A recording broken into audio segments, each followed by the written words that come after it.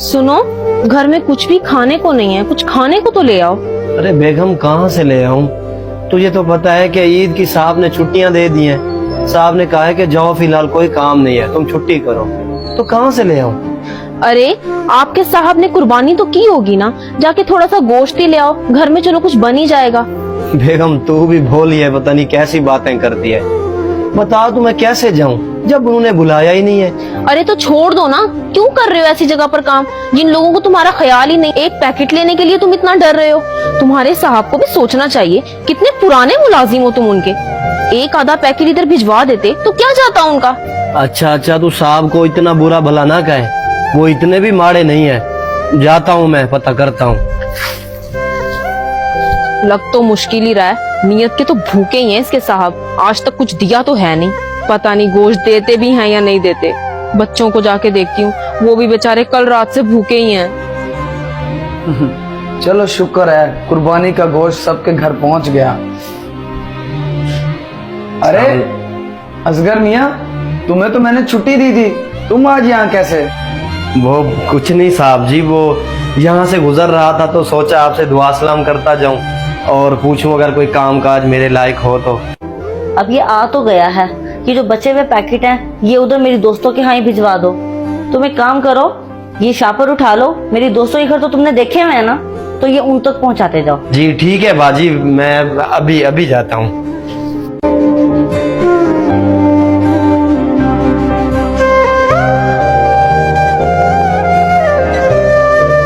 और रुको, तुमने ईद के 4 दिन बाद ही आना है अब यहाँ। नहीं नहीं, तुम वापिस आ जाना, गिराज बहुत गंदा हो रखा है, गिराज की सफाई भी करनी है। साहब और बाजी जी को अपने दोस्त तो याद है, मगर मैं इनका गरीब मुलाजिम याद ही नहीं हूँ। वाह रे गरीब तेरी किस्मत। एक काम करता हूँ, ये गोश्त मैं अपने ही घर ले जाता हूँ। साहब या बाजी को कौन सा पता चलना है कि ये गोश्त मैं अपने घर ले गया हूँ? इन्हें कौन फोन करके बताएगा? और वैसे भी कम से कम मैं अपनी बीवी के तानों से तो बच जाऊंगा। हाय अल्लाह, भूख से मेरी जान निकली जा रही है, पता नहीं कहाँ रह गए हैं। हैं? इतना सारा गोश्त ये कहाँ से लाए हो? ये सारे का सारा गोश्त साहब जी ने दिया है। तुम तो ऐसे खाम खा में मेरे साहब जी को ऐसे बुरा भला कहती रहती हो। जब किसी के बारे में जानते नहीं है ना, तो ऐसे किसी को बुरा भला नहीं कहना चाहिए, समझी? चलो शुक्र है इस बार उन्हें गैरत आ गई। भूख से मेरी तो जान निकली जा रही थी और बच्चे भी भूख से बहुत बिलबिला रहे हैं। दिखाओ मैं कुछ बना लेती हूँ। अच्छा सुनो, तू ये गोश्त बना के ना बच्चों को खिला और खुद भी खा। मैं साहब जी की तरफ जा रहा हूँ, उनकी कुछ गिराज की सफाई करनी है। ठीक है, शाम को आता हूँ फिर। क्या तुम लोगों के घर गोश्त नहीं पहुँचा? अरे मैंने अपने मुलाजिम के हाथ खुद भिजवाया था गोश्त। क्या हुआ, कहाँ गोश्त नहीं पहुँचा? अच्छा मैं तुमसे बाद में बात करती हूँ। देखा है अपने उस चहीते मुलाजिम के काम, मेरी दोस्तों के घर गोश्त नहीं पहुंचा। जहाँ तक मेरा ख्याल है ना, ये गोश्त को बेच आया होगा, आखिर है तो गरीब ही ना। नहीं, वो ऐसा तो बिल्कुल भी नहीं है। खैर गिराज में ही खड़ा है, मैं उससे भी पूछता हूँ। चलो शुक्र है, अब साहब जी का काम खत्म हो गया, अब घर जाता हूँ। ओए असगर, मैंने तुझे अमानत दी थी और तूने अमानत में खयानत की। क्या हो गया साहब जी, आप इतना गुस्सा क्यों हो रहे हैं मेरे साथ? वो तुझे शर्म नहीं आई ये हरकत करते हुए? मेरी बेगम ने तुझे गोश्त दिया था अपनी दोस्तों को देने के लिए और तू जाकर उसे बेच आया। साहब जी ये आप क्या कह रहे हैं? मैं गोश्त नहीं बेच आया। मैं गरीब जरूर हूँ लेकिन चोर नहीं। फिर ये क्या हरकत थी तेरी? उनके घर गोश्त तो नहीं पहुंचा? साहब जी मैं आपको सारी हकीकत बताता हूँ कि क्या है।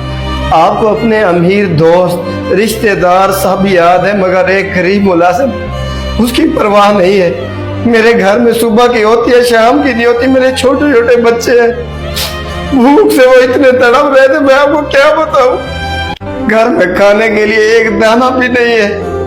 मेरी बीवी मुझे ताने मार मार के घर में सुकून से बैठने नहीं देती। तो वो जो गोश्त आपने दिया था वो मैं अपने घर ले गया था। तो अब आप बताएं, जो कुर्बानी आपने की है क्या उस पे मेरा हक नहीं था? तनख्वाह के अलावा आप मुझे देते ही क्या हो? साहब जी कुर्बानी का मतलब होता है कि आप कुर्बानी करके गरीबों में बांटो, ताकि गरीब भी आपके साथ कुर्बानी में शरीक हो। इसका यही मतलब नहीं होता कि जो घर भरे हुए हो उनको बार बार भरा जाए। साहब जी मैंने कोई चोरी नहीं की, गरीबी और भूख ने मुझसे ऐसा काम करवाया। आज तक मैंने आपकी एक सुई इधर से इधर नहीं की। हाँ असगर, बात तो तुम्हारी ठीक है, मैंने तुम्हारे बारे में सोचा ही नहीं, क्योंकि कुर्बानी में असल हक तो तुम्हारा बनता है। चलो असगर मियाँ, अब जो हो गया, आगे से मैं तुम्हारा ख्याल रखूंगा। बहुत बहुत शुक्रिया साहब जी, आप हम गरीबों का ख्याल रखेंगे। दुआओं के अलावा हम आपको दे ही क्या सकते हैं।